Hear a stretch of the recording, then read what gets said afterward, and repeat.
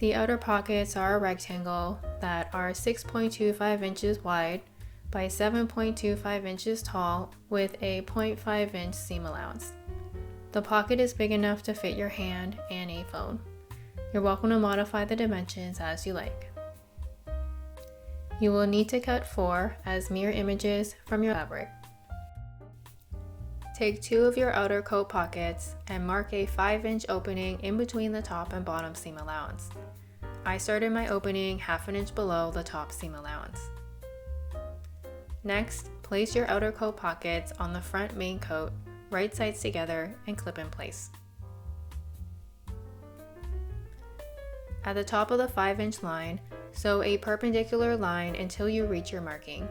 Pivot and sew straight down your 5-inch line until you reach the end, pivot again, and sew another perpendicular line until you've reached the edge of the fabric.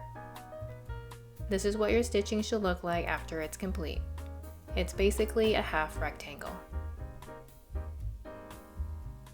Clip into the inside corners of that half rectangle that you just sewed at a 45-degree angle. Clip as close as possible to the stitching without clipping the stitching itself. Flip the pocket over to the wrong side of the front coat piece to reveal that half rectangle opening, then press it flat.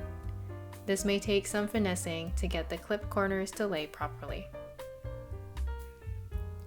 After everything has been pressed, place the remaining outer pocket pieces right sides together, then clip in place. Sew around the 3 sides of the outer pocket, leaving the opening side seam unstitched. Be sure to maneuver the main fabric out of the way to avoid accidentally attaching it to the outer pocket. Place the front and back coat pieces right sides together, clip the shoulder and side seams, then sew them in place. When you're sewing the side seams over the pocket opening, make sure to sew on the inside edge of the pocket opening, otherwise you'll end up sewing the pocket closed. You should be able to feel the edge with your finger. Once complete, press everything flat. This is what your completed outer coat pocket should look like. As you can see, this is our 5-inch opening that we marked and sewed around earlier.